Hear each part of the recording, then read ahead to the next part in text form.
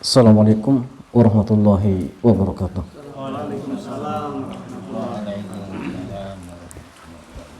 Alhamdulillah wassalatu wassalamu ala rasulillah wa ala alihi wa sahbihi ajma'in, amma ba'd. Ahibadil kiram,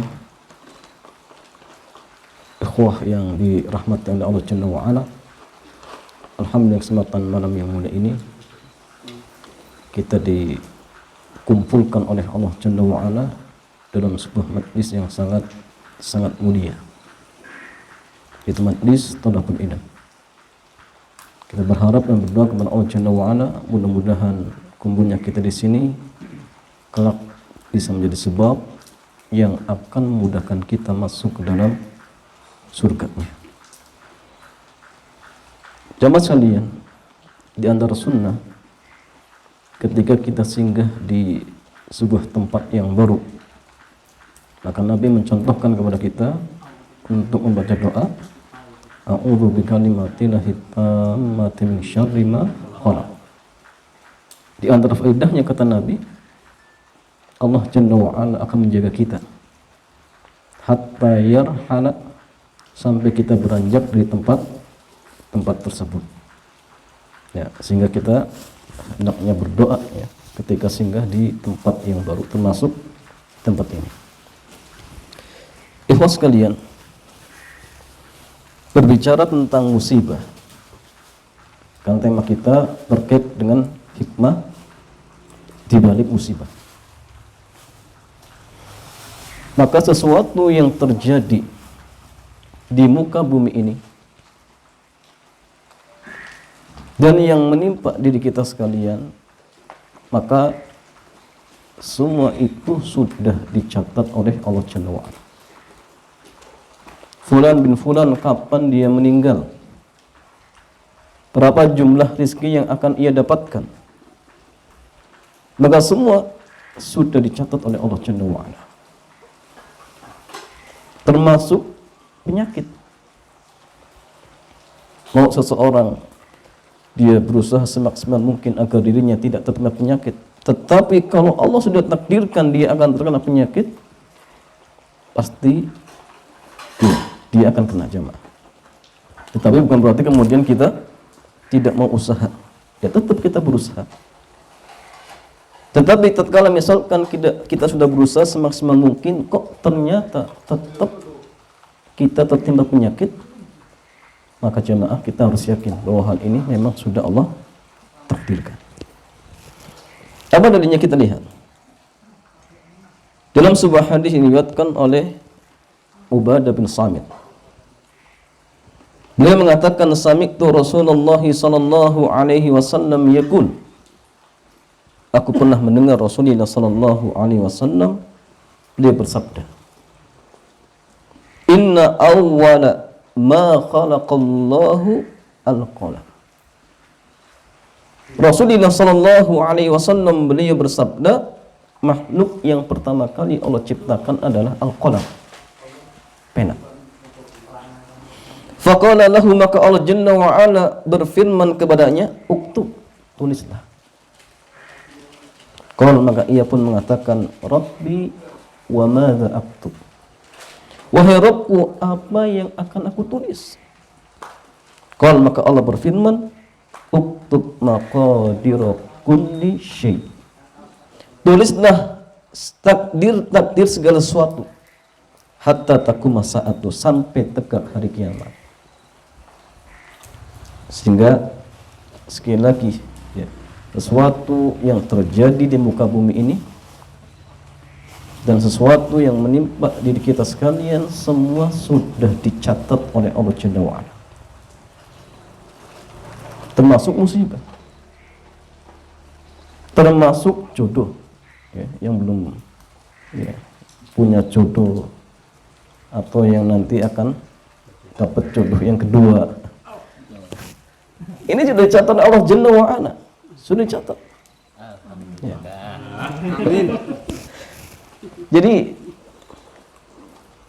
yang menjadi kewajiban kita sekedar berusaha sesuai dengan apa yang telah digariskan oleh Allah Subhanahu wa taala dan Rasulnya. Iya. Allah Jalla wa Ala berfirman, ma asaba min musibatin, tidaklah musibah yang menimpa fil ardi wala fi anfusikum, dan yang menimpa diri kalian, illa fi kitabin min qabli an nabra'ah, kecuali hal tersebut sudah dicatat di dalam sebuah kitab. Di mana jemaah? Di Lauh al-Mahfuz. Sahih. Karena catatan takdir itu ada dua. Yang pertama catatan yang ada di Lauh al-Mahfuz, dan catatan ini tidak ada yang tahu kecuali Allah, dan catatan ini tidak akan berubah, tidak akan berubah. Misal si fulan bin fulan kelak rezekinya jumlahnya sekian, matinya ketika umur sekian, ini tidak akan berubah, tidak akan berubah. Bahkan ketika seseorang misalkan sudah ditentukan takdirnya si fulan dalam umur 60 tahun nanti rezekinya 1 M, maka sekali-kali tidak akan ditambah dan tidak akan dikurangi. Rasulullah sallallahu alaihi wasallam dia bersabda, inna ahadakum lan yakhruja minad dunya hatta yastakmila rizqahu. Sungguh salah seorang di antara kalian sekali-kali tidaklah akan keluar dari dunia alias mati, sampai Allah Jalla wa Ala mencukupkan semua rezekinya. Jadi kalau seandainya ada rezeki kita tersisa 1 perak saja yang belum Allah berikan kepada kita, maka ajal kita masih ditunda. Sehingga ada sebuah cerita, ada seorang kakek-kakek sudah sekian lama berbaring di rumah sakit, nggak mati-mati. Matinya atau meninggalnya ketika dijenguk oleh cucunya. Si cucu ini bawa es krim, kemudian si kakek tersebut dikasih es krim. Setelah makan es krim, si kakek tersebut meninggal. Berarti ini menunjukkan bahwa rezeki yang terakhir apa jemaah? Es krim. Jadi kalau misalkan ada di antara kita nanti matinya, misal di mana jemaah? Di pelosok Papua misalkan. Nanti pasti antum akan pergi ke sana. Pergi ke sana. Ini kalau memang sudah dicatat di Lauh al-Mahfuz. Adapun catatan yang kedua itu berada di catatan malaikat, dan ini yang bisa berubah. Di antara dalil yang menunjukkan tentang hal ini, di antaranya sabda Rasulullah sallallahu alaihi wasallam, man yasuru an yuqsata lahu rizquhu wa yunsa'a fi atharihi falyasil rahimah. Barang siapa yang ingin dipanjangkan umurnya, diluaskan rezekinya, maka sambunglah rahimnya. Oh, berarti umur bisa ditambah, rezeki juga bisa ditambah. Sahih. Ini maksudnya, walaupun para ulama berbeda pendapat, ada yang mengatakan kalau dari sisi catatan takdir tidak berubah, tapi yang berubah itu keberkahan. Ada yang mengatakan seperti itu. Ada juga yang mengatakan iya bisa berubah, maksudnya catatan takdir yang ada di tangan malaikat. Adapun yang di Lauh al-Mahfuz tidak akan berubah, dan tidak ada yang tahu kecuali Allah. Termasuk malaikat tidak tahu. Ya, termasuk malaikat tidak ada yang tahu. Iya. Sehingga ikhwas sekalian, tatkala kita sudah mengetahui bahwasannya sesuatu yang terjadi di muka bumi ini dan sesuatu yang menimpa kita sekalian semua sudah Allah takdirkan, sehingga tatkala misalkan kita mendapatkan hal-hal yang tidak menyenangkan, maka jangan sampai kita terlalu sedih, yang kesedihan ini terkadang membawa seorang untuk kufur kepada Allah. Saking sedihnya kemudian dia bahkan demi menghilangkan kesedihan berani melakukan berbagai macam cara, sampai pun harus menentang syariat. Naudzubillah. Begitu pula tatkala kita mendapatkan nikmat, jangan sampai terlalu berlebih-lebihan bergembira. Kenapa? Karena hal seperti ini terkadang akan membawa pelakunya dia jatuh dan berbuatan maksiat. Nah, sehingga sikap yang tepat adalah pertengahan. Maka tatkala kita mendapatkan musibah, yang terbaik bagaimana jemaah? Sabar. Tatkala kita mendapatkan nikmat, bersyukur. Sehingga urusan kita, kata Nabi, semuanya akan terlihat baik. Ajaban li amrin mukmin inna amrahu kullahu khair. Sungguh ajaib urusan seorang mukmin, semua perkaranya baik. In asabathu sarra syakara. Jika dia mendapatkan nikmat, dia bersyukur dan itu baik baginya. Dan jika dia mendapatkan musibah, dia bersabar dan itu pun baik baginya. Ajaban li amrin mukmin inna amrahu kullahu khair wa laysa dzalika illa lil mukmin. Sungguh ajaib perkara seorang mukmin, semuanya baik. Semua itu tidaklah akan didapatkan kecuali bagi seorang mukmin. Ya, syaratnya mukmin jemaah. Syaratnya mukmin.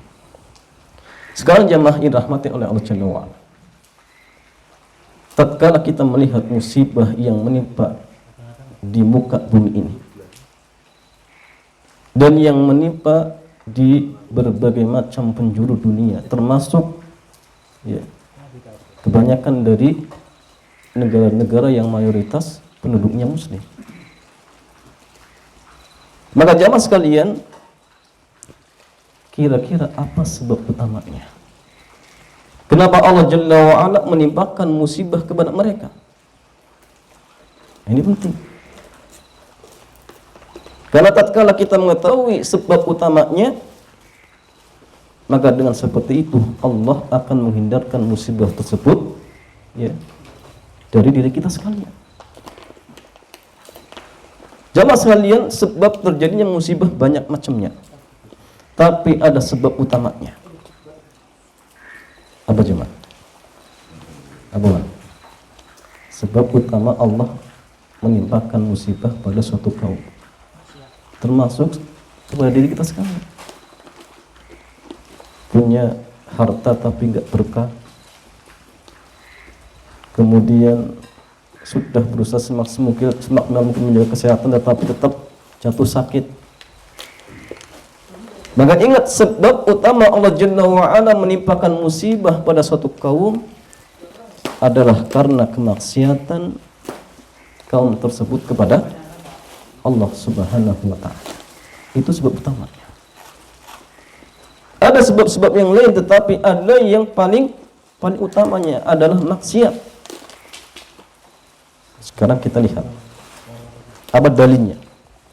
Kita tidak boleh berbicara dalam masalah agama ini asal-asalan, harus ada dalil. Dalil yang pertama yang menunjukkan bahwasanya sebab utama Allah menimpakan musibah adalah maksiat, yang pertama adalah firman Allah Tabaraka wa Ta'ala, surat An-Nisa ayat 79. Allah berfirman, wa ma asabaka min sayyi'atin famin nafsik. Apa saja bencana yang menimpamu, maka hal tersebut karena kesalahan dari dirimu sendiri. Sehingga ayat ini menunjukkan bahwasanya sebab utama Allah menimpakan musibah adalah kemaksiatan kita kepada Allah. Ayat yang lain di dalam surat Rum ayat 41. Surat Ar-Rum ayat 41. Allah Jalla wa'ala berfirman, dhaharal fasadu fil barri wal bahr bima kasabat aydin nas. Telah nampak kerusakan di daratan dan di lautan, semua itu dikarenakan ulah tangan manusia. Dalil yang lain, Allah Jalla wa'ala berfirman, wa daraballahu mathalan qaryatan kanat aminatan mutmainnah ya'tiha rizquha ragadan min kulli makan fakafarat bi an'umillah fa'adzaqaha Allahu libasal ju'i wal khauf bima kanu yasna'un.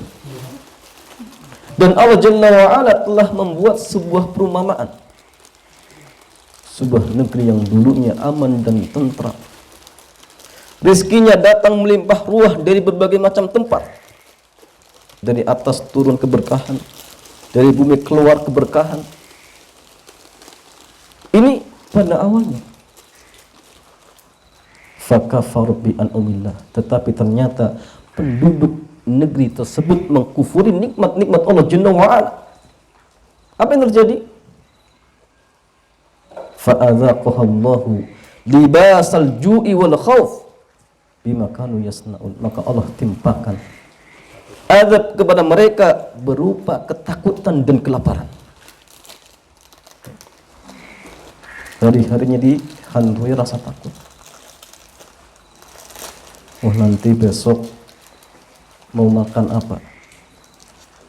Punya anak satu, ya sudah ketakutan nanti bagaimana sekolahnya. Ya, akan dihantui seperti itu jemaah. Dengan sebab apa? Karena kita berbuat maksiat kepada Allah. Bahkan dikatakan bahwasannya penghalang rezeki itu maksiat.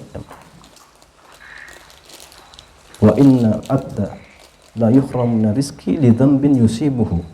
Ada seorang hamba itu diharamkan dari rezeki itu dikarenakan kemaksiatan yang dia lakukan. Jadi semua hal-hal yang buruk yang menimpa kita jemaah, ingat sebab utamanya adalah maksiat. Termasuk tatkala antum mencari ilmu,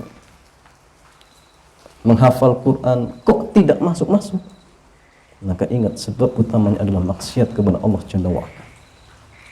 Sebab maksiatnya adalah maksiat kepada Allah Subhanahu wa Ta'ala. Termasuk musibah, penyakit dan lain-lain. Maka sebab utamanya adalah maksiatnya seorang hamba kepada Allah. Dalam sebuah hadis yang diriwayatkan oleh Al-Imam Ibnu Majah dari sahabat Ibnu Umar, beliau mengatakan suatu ketika Rasulullah SAW menemui sahabat-sahabat yang berada di kediaman beliau. Lantas beliau mengatakan, ya ma'syarul Quraisy, wahai orang-orang Quraisy, atau dalam lafaz yang lainnya, wahai para sahabat-sahabatku.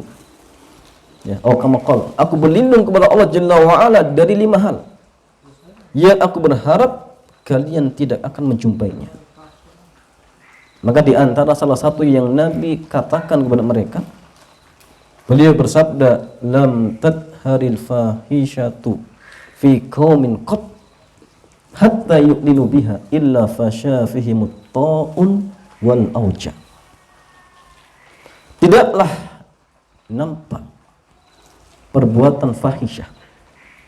Ya, fahisyah itu seperti zina, pacaran, ya, apalagi jemaah, ya, berdua-duaan, macam-macam lah seperti itu. Ya. Jika sudah dilakukan oleh suatu kaum dan mereka melakukannya secara terang-terangan, sudah tidak malu-malu lagi. Apa kata Nabi? Illa fasya fihimut ta'un wal auja. Kecuali tatkala itu Allah akan timpakan penyakit ta'un dan wajah. Apa penyakit ta'un dan wajah? Nabi mengatakan allati lam takun ma'dad fi aslafihimul ladina madu. Satu penyakit yang tidak pernah dialami oleh umat-umat terdahulu. Artinya penyakit ini penyakit aneh. Contohnya penyakit apa jemaah? Penyakit AIDS,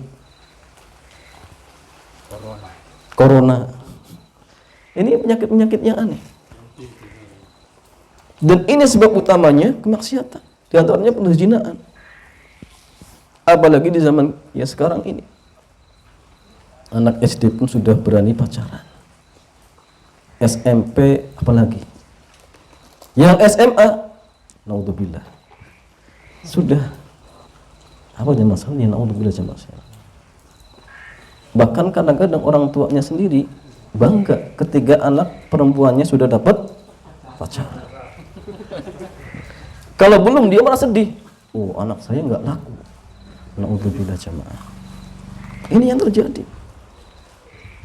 Sehingga pantas ketika Allah Jalla wa Ala bertubi-tubi menimpakan berbagai macam musibah. Banjir sudah selesai, kebakaran muncul. Kebakaran sudah selesai, corona muncul. Corona sudah selesai, apa lagi jemaah? Macam-macam. Belum selesai. Coronanya belum selesai. Corona belum selesai. Sudah ada tambahan lagi baru.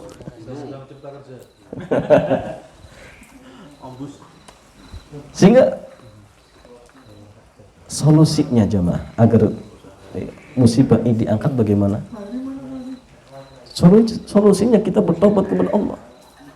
Wa anistaghfiru rabbakum tsumma tubu ilaihi, dan hendaklah kalian beristighfar kepada Allah dan bertobat kepadanya. Yumatikum mataan hasan ila ajalin musamma, maka Allah akan memberikan kenikmatan kepada kalian sampai batas waktu yang Allah tentukan. Ini solusinya. Kembali kepada Allah Jalla wa Ala, bertobat kepada Allah Jalla wa Ala. Yang dulu suka apa jemaah? Suka berdusta ketika berjualan, tobat. Suka menipu, bertobat. Itu solusinya. Agar Allah merubah musibah menjadi keberkahan. Tetapi ketika seseorang tidak mau dia kembali kepada Allah Jalla wa Ala, maka jangan berharap. Jangan berharap Allah akan mencabut kehinaan tersebut. Jemaah yang dirahmati oleh Allah Jalla wa Ala.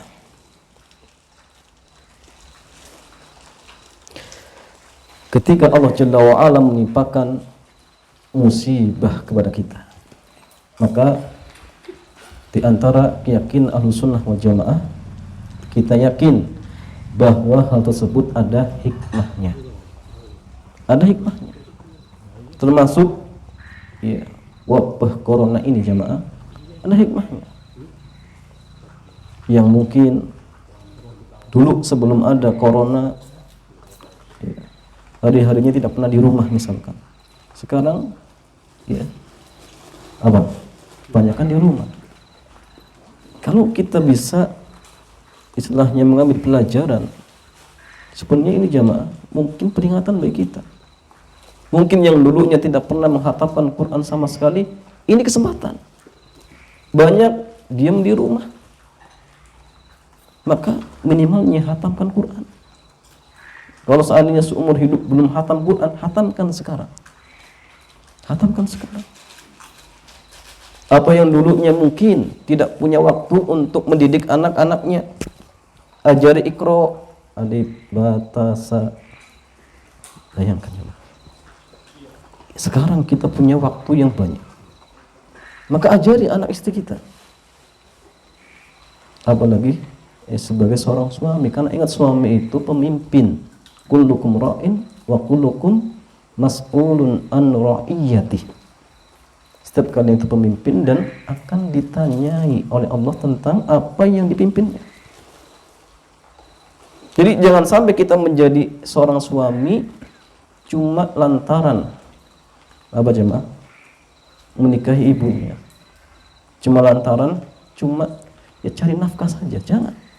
Ada hal yang lebih penting apa jemaah? Mendidik mereka. Ajari perkara agama. Kan ditanya. Luangkan waktu 1 jam misalkan untuk mengajarkan anak-anak kita baca Quran. Ajari mereka. Karena akan ditanya. Sudahkah dulu Anda mengajarkan anak-anak Anda membaca Al-Quran, mendidik istri Anda agar tidak boleh berbuat ini dan itu? Akan ditanya oleh Allah Subhanahu wa ta'ala. Ini di antara hikmah. Jamaah yang dirahmati Allah. Di antara hikmah yang lain, di balik sebuah musibah,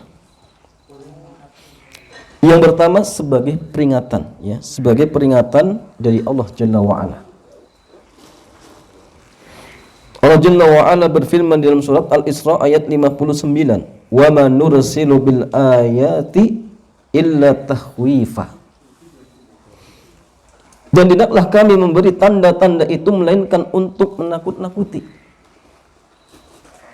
Ya, Allah turunkan misalkan musibah seperti ini, ya, sudah selesai musibah, ya, yang satunya muncul musibah yang baru, itu tujuannya untuk menakut-nakuti. Agar apa jemaah sekalian? Agar mereka mau kembali kepada Allah Jalla wa Ala. Jadi jangan sampai sudah diperingatkan oleh Allah Ta'ala kemudian gak ingat-ingat. Karena kadang sebagian orang dia tidak mau sadar kecuali setelah sudah ditegur, ya. Ketika bisnisnya lancar, kemudian ya mungkin keuntungannya pun Masya Allah luar biasa, gak mau ingat, kemudian ditegur oleh Allah. Mungkin dia dapat harta yang banyak tapi nggak berkah, ya. Pendapatannya banyak tapi pengeluarannya jauh lebih banyak. Anaknya sakit, istrinya sakit, sudah selesai, ya. Kemudian anaknya bikin gaduh lagi di sekolahan, selesai lagi, muncul lagi, sehingga ya, keuntungan yang dia dapatkan hakikatnya banyak tetapi pengeluarannya jauh lebih banyak. Dan itu pun gak salah sadar, tegur lagi, bisnisnya hancur. Baru dia sadar. Ada yang seperti ini. Nah, sehingga jamaah sekalian, jangan sampai kita baru sadar ketika sudah ditegur oleh Allah Jalla wa'ala, sudah diingatkan oleh Allah Jalla wa'ala.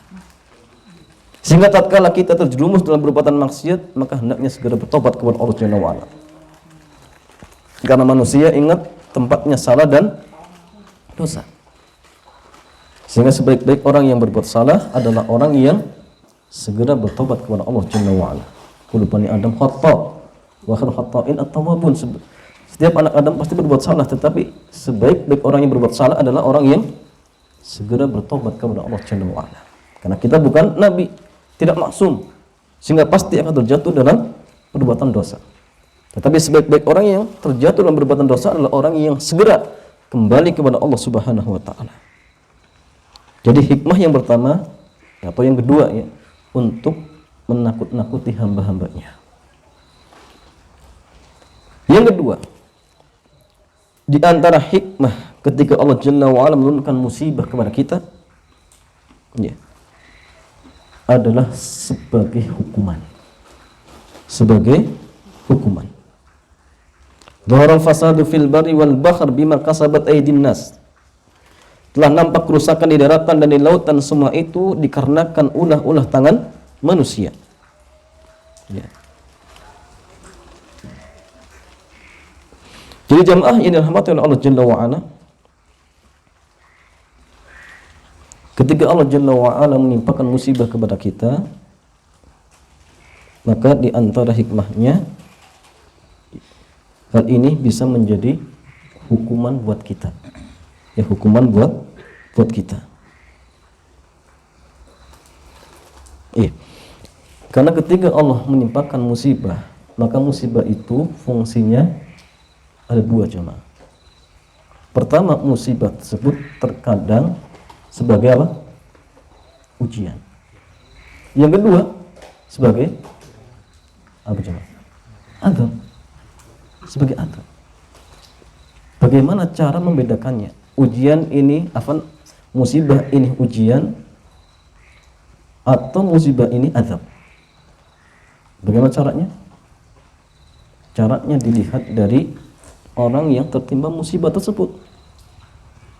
Kalau orang yang tertimpa musibah adalah orang-orang yang saleh, yang tidak pernah berbuat salah, contohnya para nabi dan rasul, seperti Nabi Ayub, Allah timpakan penyakit.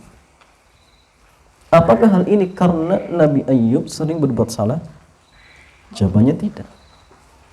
Tetapi musibah penyakit ini apa fungsinya? Ujian. Apa tujuannya? Untuk meninggikan derajat Nabi Ayub alaihissalam. Jadi kalau ada seseorang yang soleh, yang bertakwa, tidak berbuat dosa, kemudian ditimpakan musibah, itu hakikatnya ujian yang fungsinya untuk meninggikan derajat orang tersebut. Tetapi ketika misalkan yang tertimpa musibah adalah orang-orang yang suka berbuat maksiat, maka musibah ini apa hakikatnya jemaah? Azab.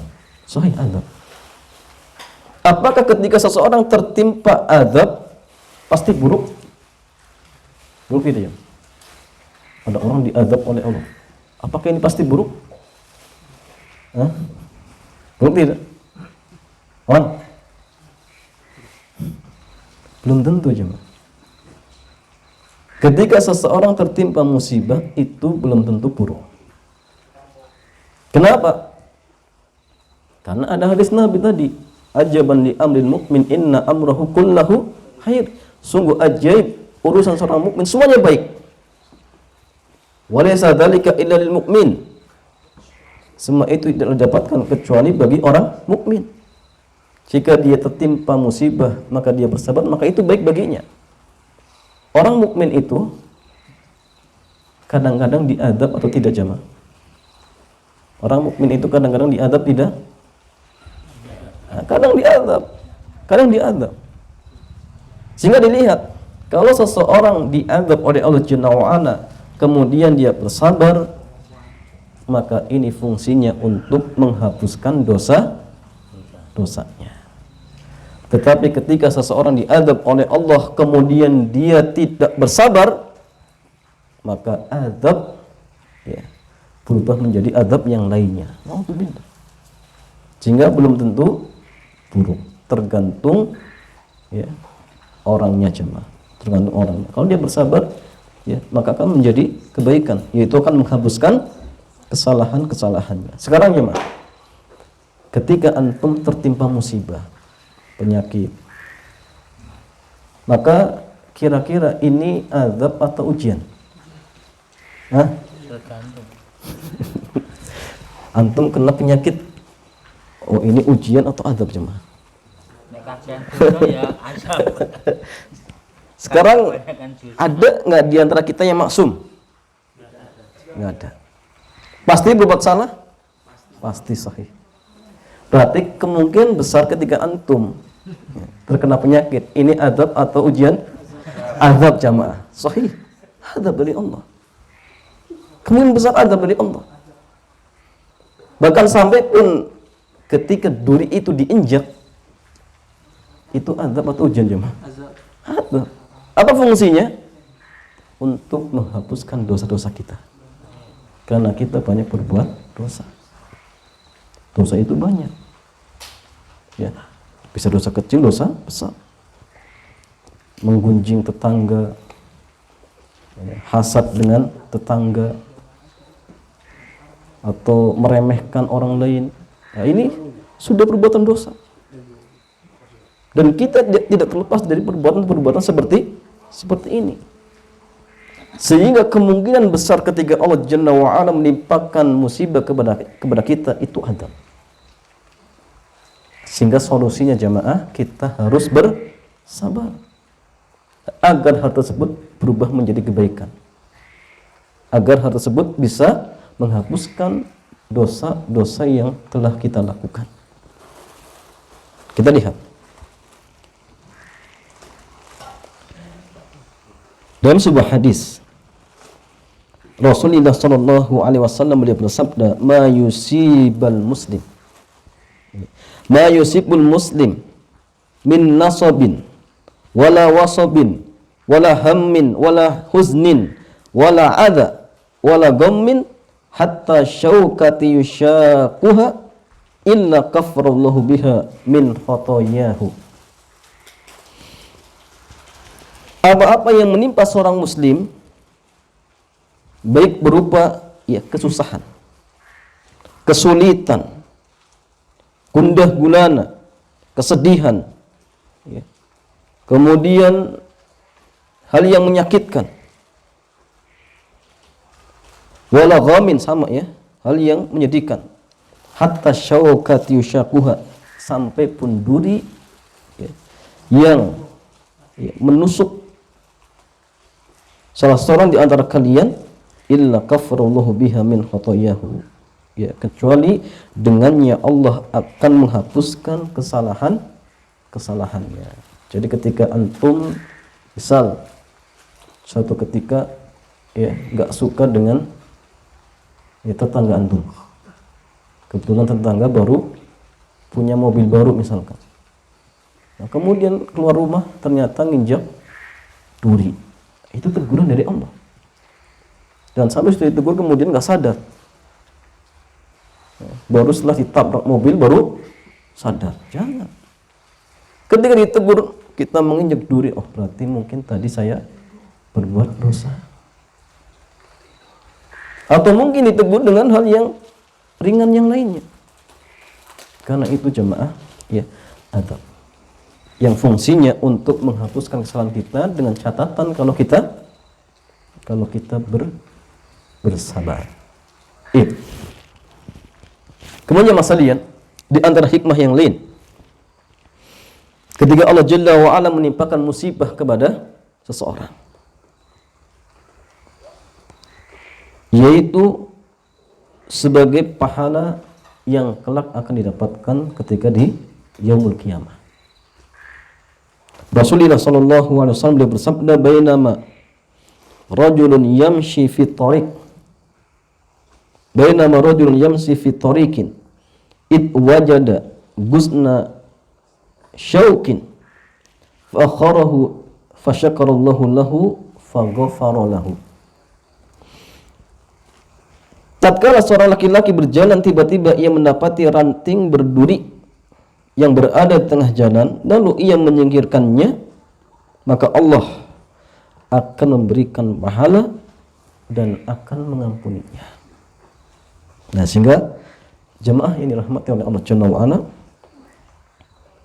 di antara ya hikmah ya Allah Jalla wa Ala menimpakan musibah kepada kita, maka ya hal tersebut akan bernilai ibadah. Ya, dengan catatan apa jemaah? Tadi dengan catatan kita bersabar. Dan sabar itu artinya al-habsu, menahan. Sedangkan secara istilah itu artinya menahan 3 hal. Antum tahan lisan antum. Jangan sampai mengucapkan ucapan yang kotor tatkala mendapatkan musibah. Yang kedua, tahan hati antum. Jangan sampai marah dengan takdir. Lisan ditahan tapi hatinya marah-marah. Ini bukan sabar, ya, belum sabar. Yang ketiga, tahan anggota badan kita. Jangan sampai melakukan hal-hal yang diharamkan tatkala antum mendapatkan musibah. Ya, lisannya ditahan, hatinya ditahan, tapi tangannya main, ya, pukul orang misalkan, tampar-tampar pipi. Maka ini menunjukkan orang tersebut tidak sabar. Nah, sehingga ya harus ya menahan 3 hal ini. Dan ketika seseorang sudah bersabar, maka musibah akan berubah menjadi kebaikan. Itu fungsinya akan menghapuskan ya kesalahannya. Nah, sehingga orang yang bersabar itu akan bersama Allah Jalla wa Ala. Innallaha ma'as sabirin. Semuanya ya Allah itu bersama dengan orang-orang yang bersabar. Apa maksudnya? Ya, ma'iyah di sini bermakna ma'iyyatun khassah, kebersamaan yang sifatnya khusus. Maksudnya pertolongan Allah, penjagaan Allah, perlindungan Allah itu akan senantiasa bersama dengan orang-orang yang sabar. Nah, sehingga sekali lagi tidak ada solusi bagi kita sekalian tatkala Allah menimpakan musibah kepada kita kecuali kita bersabar. Kecuali kita bersabar dan segera kita kembali kepada Allah Jalla wa Ala, bertobat dengan ya kemaksiatan yang mungkin pernah kita lakukan. Dan salah tobat itu ingat ada 6 macam. Ya, salah tobat itu ada 6 macam. Nah, ini maksudnya tobat dari perbuatan dosa besar. Karena kalau dosa-dosa kecil itu bisa diampuni dengan amal-amal soleh. Antum melakukan dosa kecil, kemudian setelah itu antum berbuat amal-amal kebaikan, maka amal kebaikan ini akan menghapuskan dosa-dosa kecil. Tetapi dosa besar tidak bisa. Syaratnya harus bertobat. Dan tobat itu memiliki 6 syarat. Yang pertama, ikhlas. Yang kedua, ketika waktu tobat masih diterima. Kapan jemaah? Ketika ruh belum sampai tenggorokan. Kemudian sebelum matahari terbit dari barat. Yang ketiga, ada yang mengatakan sebelum Allah menimpakan adab pada suatu kaum. Kalau sudah ditimpakan adab tersebut, ini sudah tidak ada tobat lagi. Seperti contohnya kaum Nabi Nuh. Ketika Allah sudah menimpakan adab kepada mereka, itu pintu tobat sudah dicabut dari mereka. Ini yang kedua. Yang ketiga, meninggalkan maksiat tersebut. Yang dulunya suka nipu, tinggalkan. Kemudian yang keempat, menyesal. Jangan sampai seseorang berbuat maksiat tidak menyesal sama sekali, naudzubillah. Ya. Maka ini ciri orang yang tobatnya belum diterima oleh Allah. Yang kelima, berazam untuk tidak mengulangi. Jadi kalau ada seorang misal berbuat maksiat, tetapi di dalam hatinya ada keinginan nanti kalau ada kesempatan saya akan berbuat kembali misalkan, nah, ini orang yang tobatnya belum diterima. Contoh kadang-kadang ya, ketika kita masuk Ramadan, semua apa jemaah? Iya, puasa. Maksiatnya pun puasa. Tetapi dia berandai-andai, oh nanti kalau sudah Syawal, anak akan berbuat maksiat lagi. Nah, ini ciri orang yang tobatnya tidak diterima oleh Allah Jalla wa'ala. Jadi antum harus bertekad bulat untuk tidak mengulangi.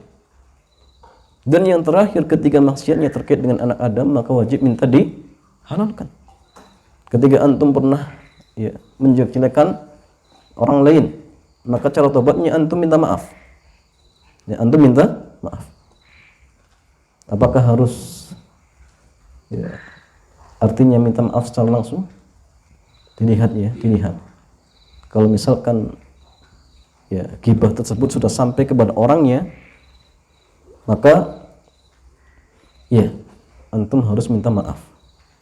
Tapi kalau ghibahnya belum sampai, apakah wajib minta maaf? Dilihat. Kalau seandainya antum datangi orangnya dan disampaikan hal tersebut tidak ya menimbulkan mudarat yang lebih besar, sampaikan. Tapi kalau ternyata disampaikan kok malah menimbulkan mudarat yang lebih besar, maka tidak perlu.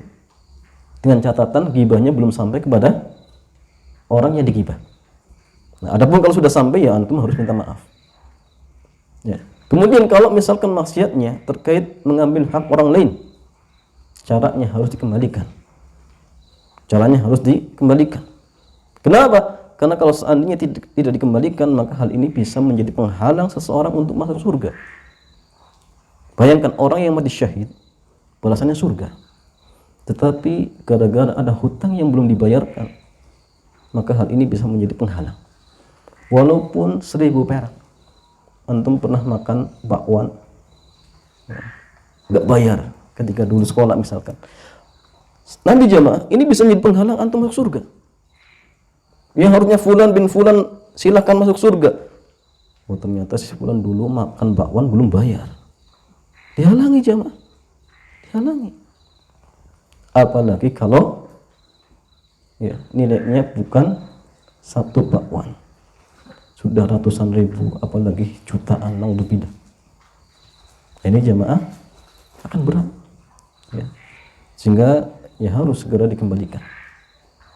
Dan tidak harus ya, antum sampaikan, bisa ya diam-diam, bisa minta tolong kepada orang lain. Yang penting intinya tersampaikan ya.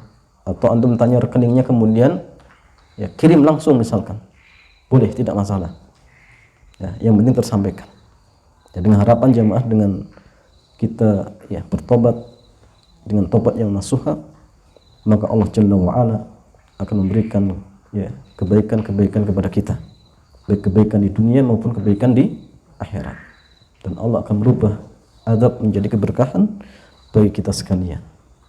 Iya, Allahu ta'ala a'lam bis bissawab. Demikian ikhwah, ini sedikit ya penjelasan tentang hikmah di balik musibah. Ya selanjutnya kita ya diskusi ya. Tanya jawab. Kalau pertanyaan dipersilakan. Fadhol. Sambil ngopi. Bismillah. Ini kopi apa ini? Hitam, bukan hitam. Oh, harus hitam. Belum minum dan belum. Afan, Pak.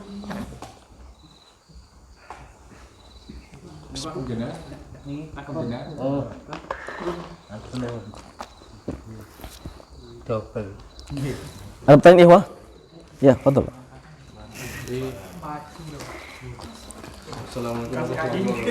Assalamualaikum warahmatullahi wabarakatuh. Jadi bicara masalah kawan ini. Kalian Dulu saya kan sekolahnya SMA di Palembang dulu.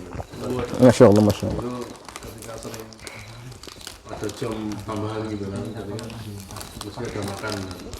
Saya dulu ingat dulu kalau makan itu makan apa? Gabur. Makan 5 bilang 3 itu biasa ini kayak gini. Kalau itu udah jauh itu apa memang harus wajib harus? Dan saya kira itu kemungkinan ya dulu saya SMA pun yang jualan sudah sepuh gitu ya. Kemungkinan ya berwalam ya kan. Karena ada solusi lain nggak selain kan Iya. harus apa gitu. Nah. Iya, jam. Ya, ikhwas sekalian, ada pertanyaan bagaimana cara kita untuk ya membebaskan diri kita dari ya hak orang lain yang dulu mungkin kita ambil. Maka caranya, kalau misalkan orang tersebut masih hidup dan kita tahu ya keberadaan orang tersebut, maka harus dikembalikan kepada orang tersebut. Bagaimana caranya? Silahkan dengan cara apa saja, yang penting ini tersampaikan. Ya mungkin ya kirim orang lain, ya Pak Afan ya, ini tolong sampaikan ke dia dari si Fulan, dulu pernah ngambil bakwan. Jangan disampaikan namanya sekian gitu, pokoknya sampaikan saja. Kalau orangnya masih hidup, Kalau orangnya sudah meninggal, maka berikan kepada ahli waris, kepada ahli warisnya. Kalau orangnya sudah tidak ada dan keberadaan ahli warisnya pun tidak diketahui dan dia sudah mencari dan berusaha tetap tidak mendapatkan, maka caranya antum datang ke masjid, kemudian datangi kotak amal, bismillah, ya antum sedekahkan atas nama orang tersebut.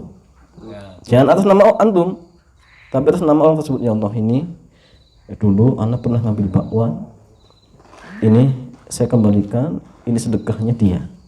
Maka dengan seperti itu jamaah selesai urusannya. Dengan catatan tadi ya, sudah tidak ada orangnya, ahli warisnya pun tidak diketahui, maka cukup sedekahkan atas nama orang tersebut. Ya Allah taala alam bisawab. Ya, yang lain jamaah. Lanjut yang ini tadi. Pak Wan lagi. Tadi kan kasusnya ngambil terus bingung mau membaliknya gimana caranya. Nah ini misalnya ketika ini saya punya hutang sama perbankan misalnya. Cuma sebetulnya itu udah lama banget. Misalnya kartu kredit terus sudah nggak ditagih, karena sudah lama, mungkin sudah 10-15 tahun yang lalu. Nah itu misalnya kan karena namanya utang kan harus dibayar. Ketika kita bayar, apakah kita harus bayar ke banknya itu? Atau boleh yang tadi misalnya dimasukkan kotak amal atau itu apa? Ya. Ya, jawabannya gini. Hutang tersebut pokoknya atau ini bunganya? Ya, misalnya hitung-hitungan tadi, kalau kartu kredit kan biasanya limitnya 3 juta misalnya. Kadang kalau dulu bayar kan ada bunganya di itu. Tapi kan nggak lunas-lunas. Iya. Nah, sampai akhirnya harus malas gitu. Wah, nganyel kayak ini Pak. Iya. Jadi gini kasusnya, kalau misalkan utang pokoknya cuma 1 juta Iya. dan dia bunganya 2 juta misalkan, maka ketika dia sudah bayar 1 juta sudah selesai. Sudah selesai. Karena kewajiban dia cuma membayar pokok. Bahkan kalau dia tetap tambahkan 2 juta tersebut, dilaknat oleh Allah Jalla wa'ala. Bahkan harusnya dia berusaha semaksimal mungkin jangan bayar. Kalau bisa dengan cara yang lain dia bisa hindar. Pokoknya intinya dulu pernah bayar pokoknya tidak. Kalau pokoknya sudah selesai. Begitu ya, kira-kira wis pokok itu udah selesai. Sudah selesai. Gitu. Kalau seandainya pokoknya belum selesai bagaimana? Ya sudah, kita bayar pokoknya saja. Ya. Kalau nggak mau gitu ya. Misalnya kan ada bank yang tetap nggak mau. Kalau ketang lagi nih. Cara Seumpama dulu niatnya bayar bunga kan, gimana itu Ustaz? nggak boleh, bayar bunga itu nggak boleh. Enggak duluan cowok kan. Oh tidak, kalau misalkan dulu niatnya bayar bunga, tetapi setelah dihitung-hitung memang sudah cukup untuk bayar pokok, sudah selesai. Alhamdulillah. Bank itu Ahli waris. bank itu kan rasa dijauh. Jadi yang bunganya itu walaupun diminta jangan kita kasih.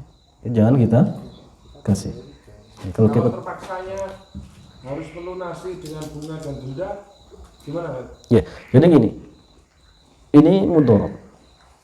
Ya, bayar bunga ini mudorot. Kalau seandainya kita misal tidak bayar, kok timbul mudorot yang lebih besar, maka ada kaidah usul fiqh, ya. Al-ahdu akhafu dzurrain. Jadi mengambil mudorot yang lebih sedikit. Jadi silakan dibayar. Kalau seandainya tidak memungkinkan. Tapi kalau seandainya kita bisa menghindar dan di situ tidak ada mudorot, sudah menghindar saja.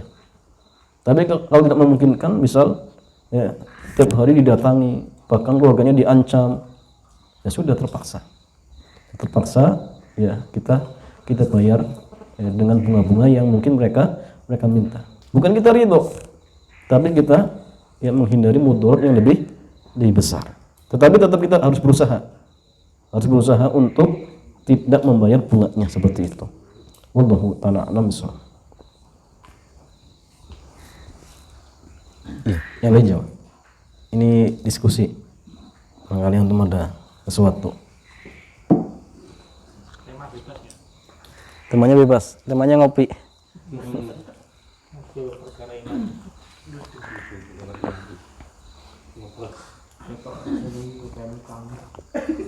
Kalau tobat itu, Tobat. misalnya orang yang bertobat itu kelihatan nggak?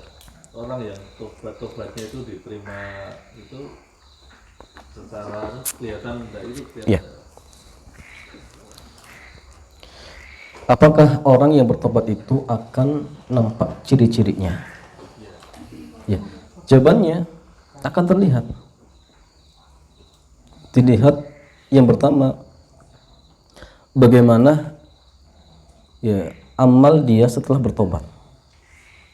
Apakah dia semakin dekat kepada Allah Jalla wa'ala, atau bahkan malah dia semakin menjauh dari Allah Subhanahu wa ta'ala, dalam artian malah dia terjerumus ke dalam perbuatan maksiat yang lebih parah lagi.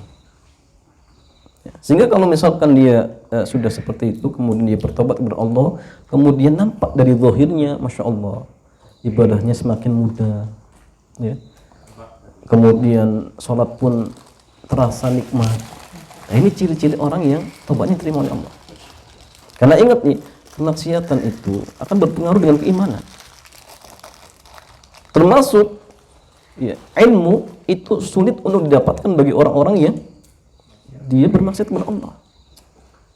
Seperti ketika Imam Syafi'i mengadu kepada gurunya, Waqi', syakawtu ila waqi'in an su'in hifdzi. Aku pernah ya mengadu kepada guruku Waqi' tentang buruknya hafalanku. Kemudian beliau memberikan nasihat kepadaku untuk apa? Antarkil ma'asi. Untuk meninggalkan maksiat. Kenapa? Li'annal ilma nurun. Karena ilmu itu cahaya. Wa nurullahi la yuhda lil asi, dan cahaya Allah tidak akan diberikan kepada pelaku maksiat. Maka ketika orang yang tobatnya nggak diterima, ibadahnya nggak terasa nikmat. Bahkan sholat pun akan terasa menjadi beban. Ya. Sehingga antum rasakan sendiri saja. Ya, ketika misalkan sekarang sudah bertobat, kemudian bagaimana ya kualitas ibadah antum? Apakah dengan ibadah semakin hati antum tenang, ya, semakin antum dekat dengan Allah? Kemudian bagaimana dengan hubungan antum dengan sesama ya manusia, misalkan istri antum, anak antum, tetangga, bagaimana? Ya, kalau semakin baik, ini ciri-ciri orang yang tobatnya diterima oleh Allah Subhanahu wa taala. Ya Allah ta'ala alam bisawab. Ya.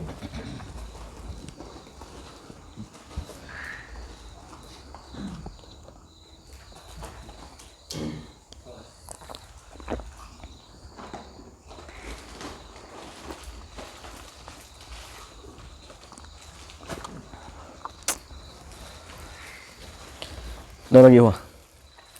Cukup? Ya, betul. Ini sebenarnya lebih ke cerita gitu. Ya, silakan. Kita dengarkan ceritanya. Ya, bertanya juga akan tanya. Jadi,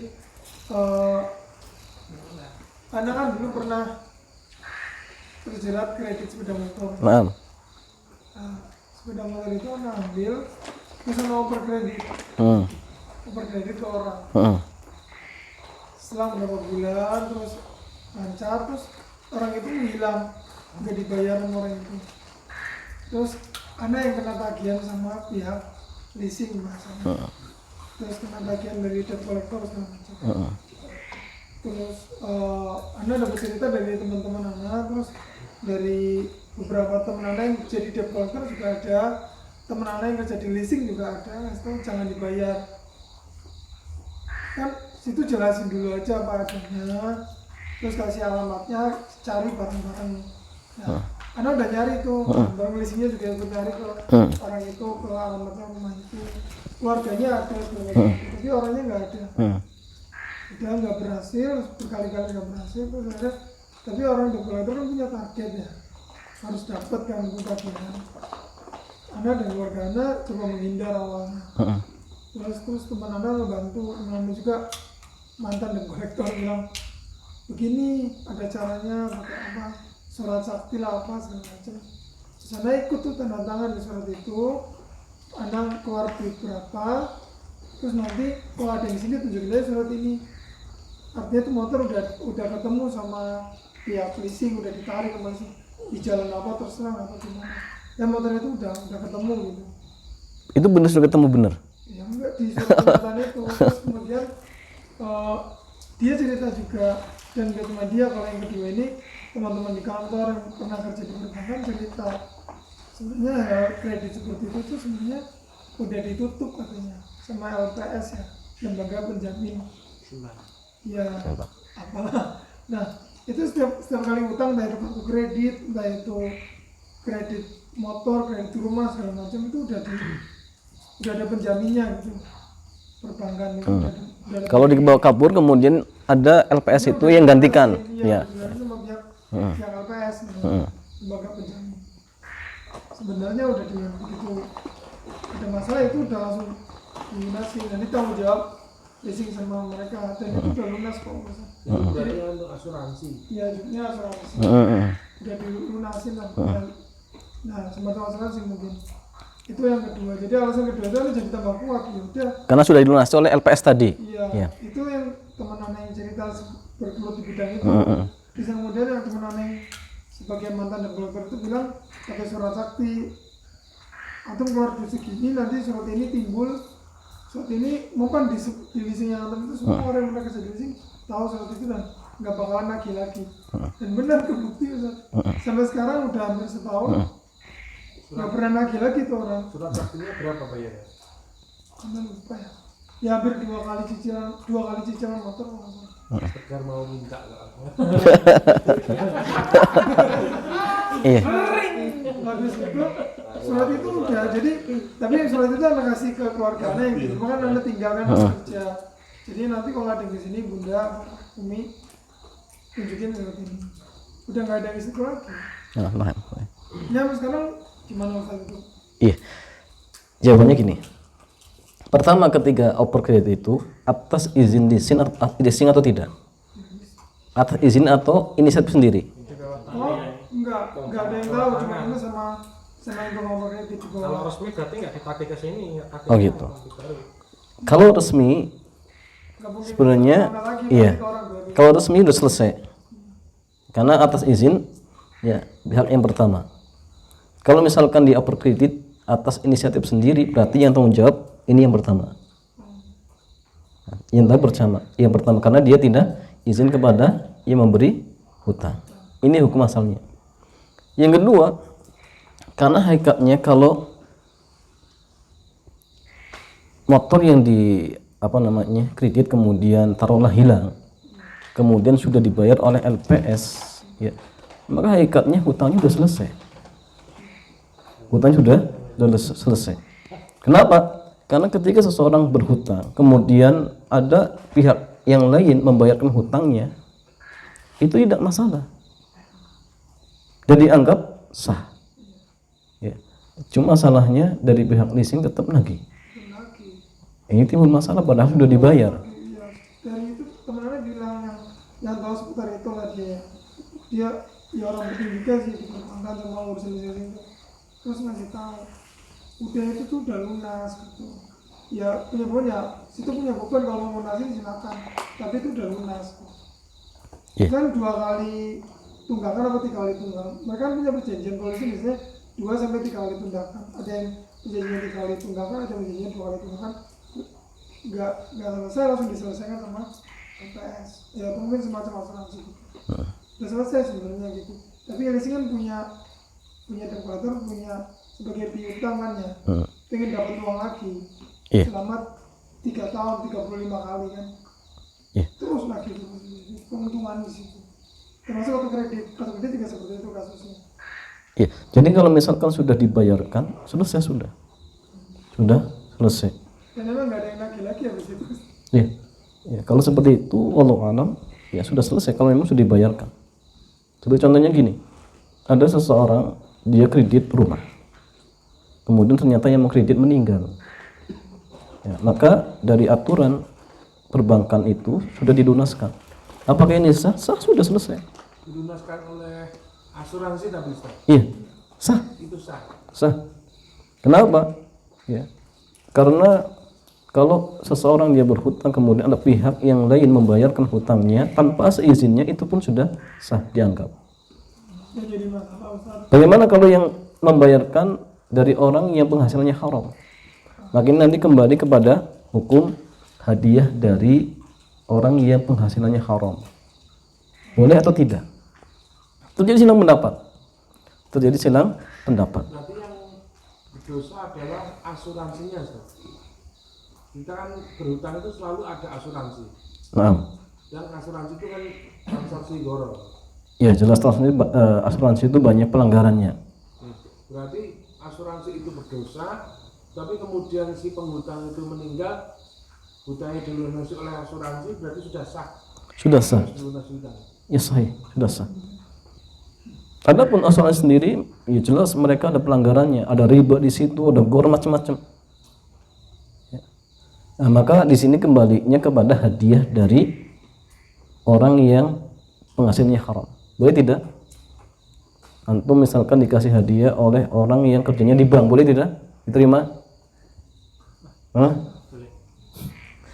Terjadi silang pendapat. Karena harta haram itu ada 2.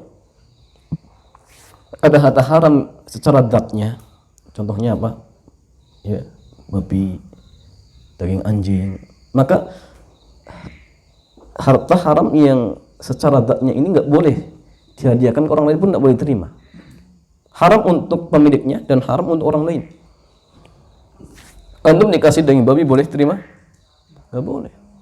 Nggak boleh. Yang kedua harta haram karena ya, cara mendapatkannya. Ini pun ada 2. Pertama, ya, diambil dengan cara paksa seperti merampok, mencuri. Maka ini hakikatnya sama seperti jenis yang pertama.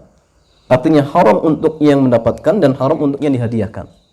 Ada misalkan ya, tetangga antum habis ngerampok. Antum tahu, oh ini habis ngerampok, kemudian datang ke antum, oh Pak, ini semalam anak ngerampok nih.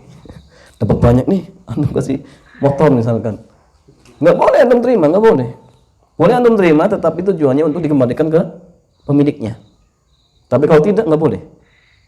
Yang kedua, harta haram diambil dengan cara yang salah tetapi saling ridho. Contohnya apa? Riba. Kemudian judi. Apalagi jam? Ya, macam-macam lah, itu riba di situ ya. Maka di sini silang pendapat. Terjadi silang pendapat. Ada yang mengatakan harta seperti ini ya tidak berubah statusnya menjadi halal ya, kecuali apa namanya? Harta seperti ini berubah menjadi halal kecuali waris. Waris tidak. Contoh gini, orang tua antum kerjanya di bank ribawi. Kemudian ada ya harta warisan. Sebagian orang mengatakan warisan tetap haram. Tidak bisa merubah status. Adapun hadiah nafkahnya itu boleh untuk anaknya. Ini sebagian para ulama. Sebagian yang lain mengatakan tidak boleh sama sekali. Haramnya tetap haram. Yang ketiga mengatakan halal. Kenapa? Karena sudah berpindah tangan dengan cara yang halal. Makanya Syekh Muhammad bin Shalih Al-Utsaimin mengatakan kullu ma hurrima likasbihi fahuwa haramun likasibihi faqat. Ya. Sesuatu dari harta yang didapatkan dengan cara haram, maka yang haram itu cuma pelakunya. Adapun yang lain itu halal. Halal. Karena sudah jalurnya hadiah boleh tidak? Boleh. Nah, maka seperti tadi, ini dari apa namanya asuransi ya. Asuransi jelas. Ini harta haram, tetapi saling ridho. Ketika dihadiahkan kepada orang lain untuk melunasi hutang, maka pendapat yang kuat, pendapat yang rajih wallahu a'lam itu boleh. Kenapa? Kan statusnya sudah lewat hadiah, sehingga halal. Wallahu ta'ala a'lam bissawab. Yang lain jemaah. Sampai jam berapa nih?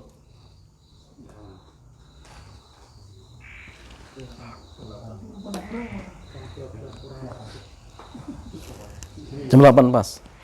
8 Pak. Masih sore. Ini masih ada 2 sesi makan malam Ustaz. Masya Allah.